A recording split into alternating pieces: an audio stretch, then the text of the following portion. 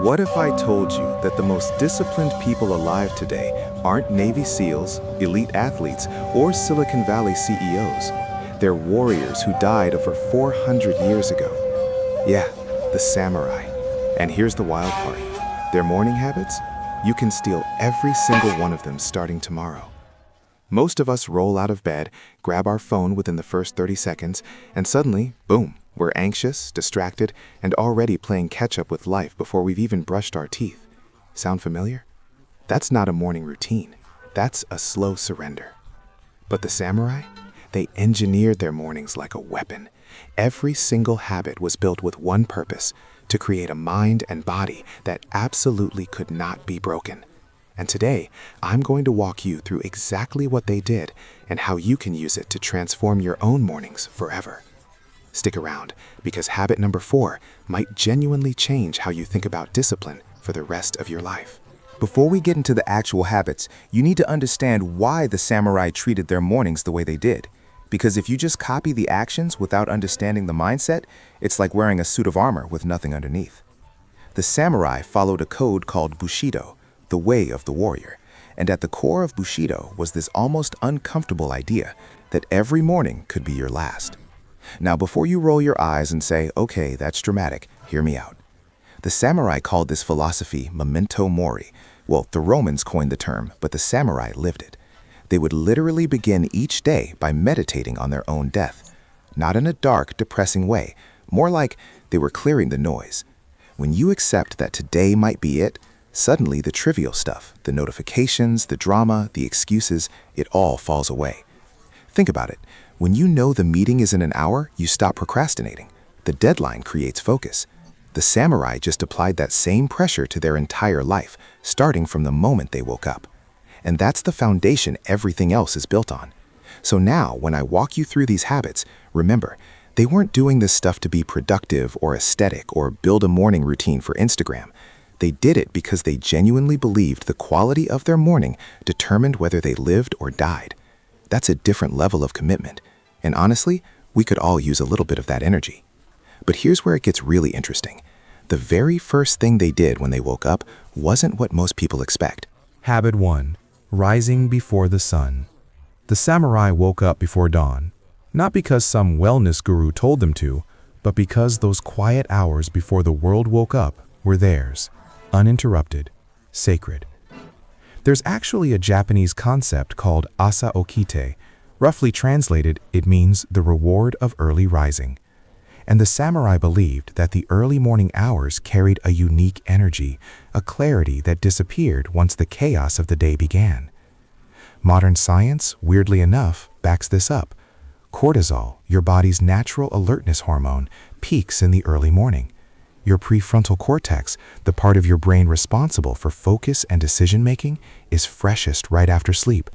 You're literally running on premium fuel in those first hours. Most people sleep through it. I'm not saying you need to wake up at 4 a.m. like some kind of monk, but even shifting your wake-up time 45 minutes earlier and spending that time intentionally, not scrolling, not reacting, changes the entire chemistry of your day. The samurai claimed those hours. Will you? Habit 2. The cold water ritual. Misogi. Here's one that's going to make you uncomfortable. Literally. Every morning, samurai warriors would practice misogi, a Shinto purification ritual involving cold water. Some would stand under freezing waterfalls, others would pour cold water over themselves at the start of each day. Sound familiar? Yeah, cold plunges are everywhere right now, but the samurai were doing this 1,000 years before it became a wellness trend. And the reason wasn't just physical, though the benefits are real. Cold water exposure activates your sympathetic nervous system, floods your body with dopamine and norepinephrine, and essentially shocks you into a state of sharp alertness. But the real purpose for the samurai was mental. They were training themselves to do hard things first. Before the day had even started, before any comfort had been offered, they were proving to themselves every single morning that they were in control of their body, not the other way round. That's discipline you can't fake. And once you've done the hard thing at 5 a.m., everything else in the day feels easier, smaller, more manageable. Honestly, I tried this for a week, and the first 3 days were genuinely miserable. But by day 4, I started to get it. There's something that shifts when you stop running from discomfort. Habit 3. Morning meditation. Zazen. After the cold water ritual, the samurai would sit in zazen, seated meditation. And this wasn't the casual, close your eyes and breathe for 5 minutes kind of meditation. This was intense, focused stillness. They would sit upright, spine straight, and simply observe their thoughts.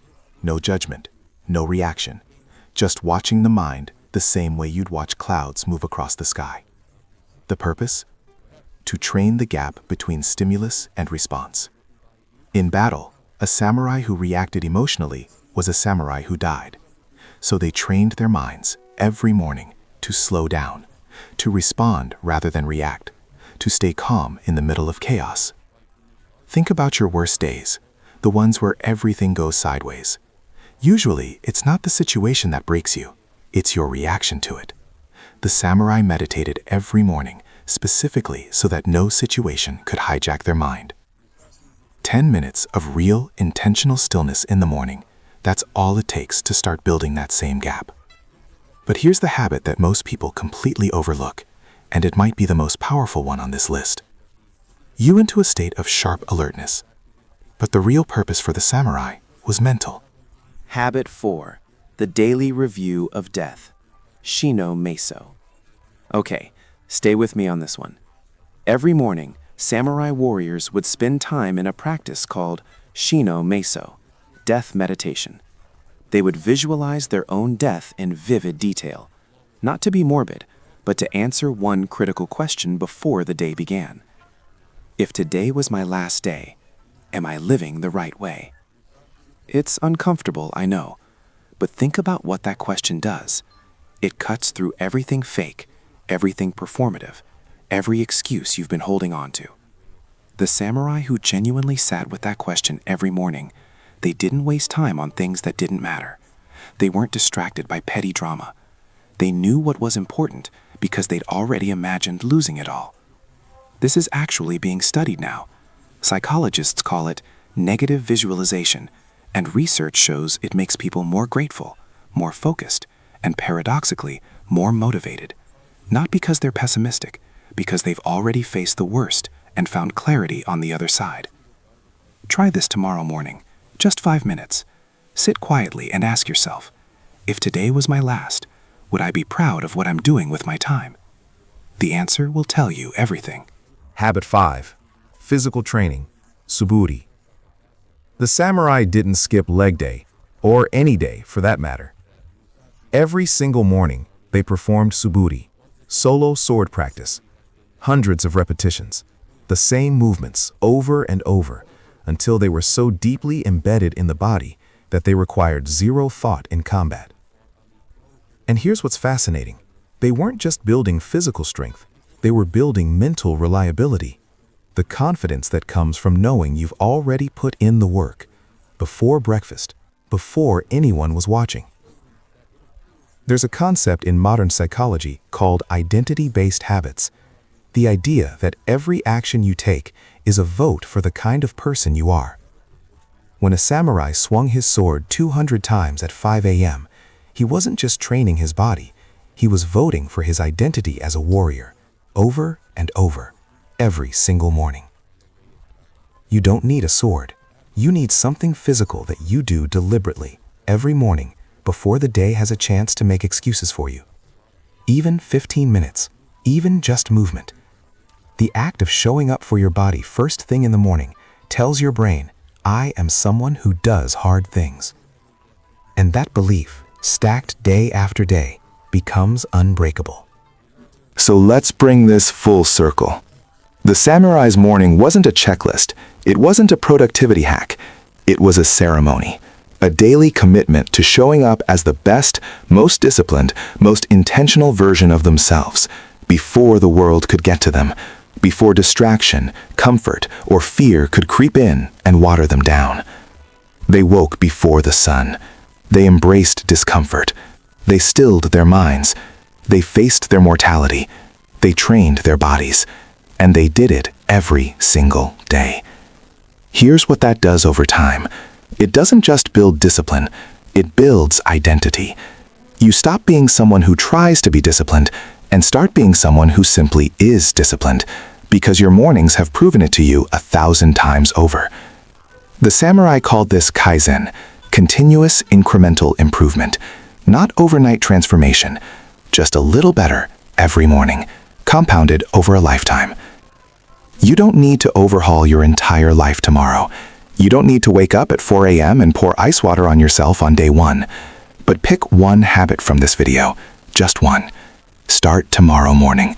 Do it before you check your phone, before you speak to anyone, before the world has a chance to pull you in a direction you didn't choose.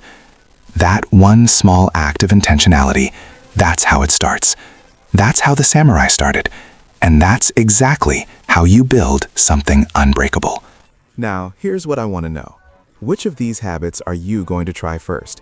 The cold water ritual? The morning meditation? Or are you brave enough to sit with the death meditation for 5 minutes tomorrow morning? Drop it in the comments. I read every single one, and I genuinely want to know what resonates with you.